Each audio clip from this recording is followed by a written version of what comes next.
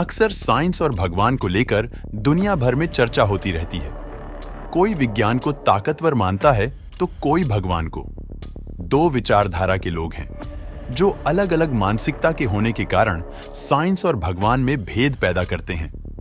ऐसी विचारधारा हर समय में मौजूद रही है।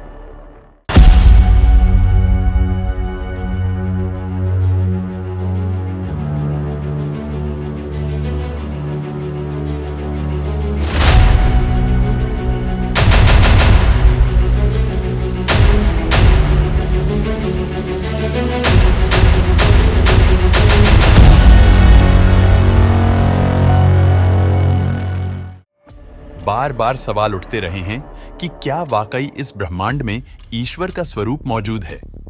क्या वाकई एक ऐसी ताकत है जो इंसानी जीवन के हर क्षेत्र में दखल रखती है, जिसे आम भाषा में ईश्वर कहा जाता है?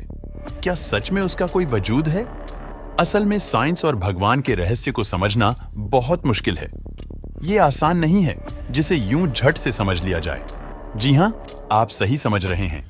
ईश्वर के अस्तित्व पर पर्दे को उठाने के लिए किए गए अत्यधिक प्रयासों के बाद अब यह प्रमाणित हो गया है कि धरती पर ईश्वर का वजूद है।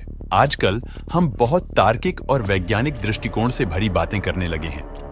कभी विज्ञान कहता है कि वही सब कुछ है, तो कभी वो भगवान के सामने हार मान जाता है। हाल ही में स्टीफन हॉकिंस का निधन हुआ। उन्होंने भी भगवान को मानने से इनकार कर दिया था। उनके अनुसार जो भी चीजें हैं वो सिर्फ विज्ञान की बदौलत ही हैं। यकीन कीजिए, ईश्वर से मिलते इन सवालों को भी वैज्ञानिकों ने अपनी वैज्ञानिक तकनीकों की सहायता से ही सुलझाया है। वैसे कभी कभी आपको हैरानी नहीं होती कि एक ओर तो हम समस्त ब्रह्मांड की रचना का श्रेय ईश्वर को देते हैं और वहीं दूसरी ओर उसके वजूद पर संदेह भी करते हैं। हालांकि ऐसे कई लोग हमें समय समय पर मिले हैं जब हम ये मानने को तैयार हुए हैं कि ये दोनों के बीच अजीब सा रहस्य है। ये घटना 2008 की है। हार्वर्ड के एक तंत्रिका वैज्ञानिक इबेन अलेक्जेंडर तृतीय को ब्रेन डेड की वजह से करीब 1 सप्ताह से कोमा में हैं। लेकिन जब वह कोमा से बाहर आए तो उन्होंने कुछ बेहद चौंकाने वाले खुलासे किए जो स्वर्ग के अस्तित्व को दर्शाता है। कोमा के दौरान जब उनके मस्तिष्क को स्कैन किया गया, उस दौरान एक अजीब वाक्य हुआ। उस दौरान डॉक्टरों ने पाया कि मस्तिष्क का वो हिस्सा जो सुनता है, समझता है और कार्य करने के लिए प्रेरित करता है, वह पूरी तरह बेकार हो चुका है।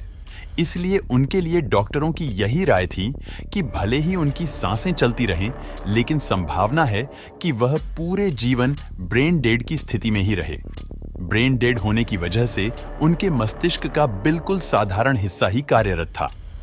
अब देखिए, यहां पर विज्ञान जवाब दे गया था, लेकिन सही अर्थ में विज्ञान भगवान से मिल गया था। वो कोमा से बाहर हुए। डॉक्टर, विज्ञानन जो कि हार मान चुके थे, सब आश्चर्य से उसे देखने लगे।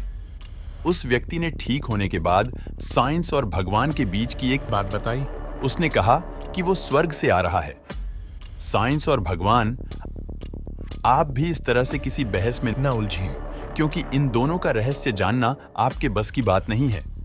यकीन कीजिए, क्योंकि उसी पर दुनिया कायम है। इस बारे में आप क्या सोचते हैं? हमें कमेंट में जरूर बताएं।